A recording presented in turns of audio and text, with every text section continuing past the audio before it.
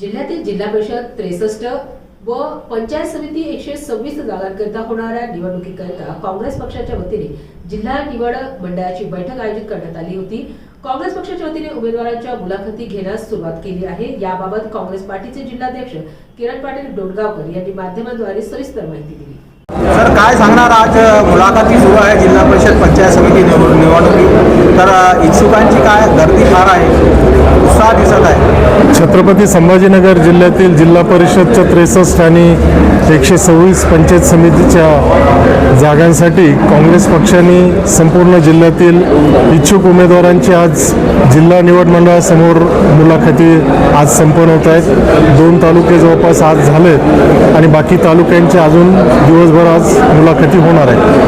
त्याच्यामध्ये संपूर्ण जिल्ह्यामध्ये उत्साहाचं वातावरण आहे, कारण मागच्या काळामध्ये ज्या नगरपालिकेच्या निवडणुका झाल्या त्यामध्ये काँग्रेस पक्षाचे कुठलाही आमदार नसताना त्या ठिकाणी काँग्रेस पक्षाला बऱ्यापैकी यश मिळालं। 2 नगरपालिका काँग्रेस पक्षाच्या ताब्यात आले आणि एक फुलंब्री नगरपंचायत ही आघाडीच्या ताब्यात आलेली, त्यामुळे काँग्रेस पक्षाच्या कार्यकर्त्यांमध्ये ह्या निवडणुका लढण्यासाठी फार उत्साह आहे। महाविकास आघाडी होणार आहे? महाविकास आघाडी संदर्भात आमची आघाडीतील घटक पक्षांशी चर्चा एक फेरी झाली आणि आणखीन चर्चा पुढे होणार आहे। किती जागेवर तयारी? आणखी काही जागांचं विस्तृत वाटप काही असं झालेलं नाही। प्राथमिक त्यांचे पण आजपर्यंत अर्ज येणं, कारण महापालिकेच्या निवडणुका कालच संपल्यात, त्याच्यामुळं नेते मंडळी सर्व त्या निवडणुकात असल्यामुळे 1 ते 2 दिवसामध्ये जागा वाटप अंतिम होण्याची शक्यता आहे। जास्त इच्छुक कोणत्या गणामधून गटामधून आहे?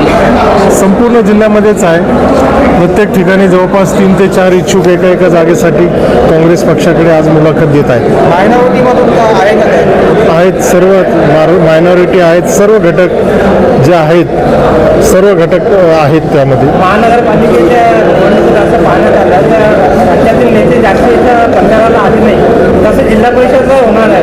अशी काही गोष्ट नाही आहे। प्रदेशाध्यक्ष आदरणीय सपकाळ साहेब येऊन गेले, थोरात साहेब येऊन गेले, प्रदेशचेही सर्व नेते मंडळी आली आणि पुढच्या काळात ज्या जिल्हा परिषद पंचायत समिती निवडणुकामध्ये प्रदेशचे पण आमचे सर्व वरिष्ठ नेते मंडळी या ठिकाणी येणार आहेत। महापालिका निवडणुकीचे काल निकाल आले, त्यामध्ये फार वादात झालेली आहे काँग्रेसची, फक्त एकच नगरसेवक आलेला आहे। परिस्थिती आहे तशी, थोडंफार MIMमुळं काँग्रेस पक्षाचं, वंचितमुळं काँग्रेस पक्षाचं जी वोट बँक आहे ती कुठेतरी विभागल्यामुळं आम्हाला त्याचा निश्चित फटका बसलेला आहे। शहरातील संघटनेत काही बदल दिसायला मिळतील? अजून तशी काही परिस्थिती नाही आहे। वरिष्ठ नेते त्या संदर्भात निर्णय घेतील।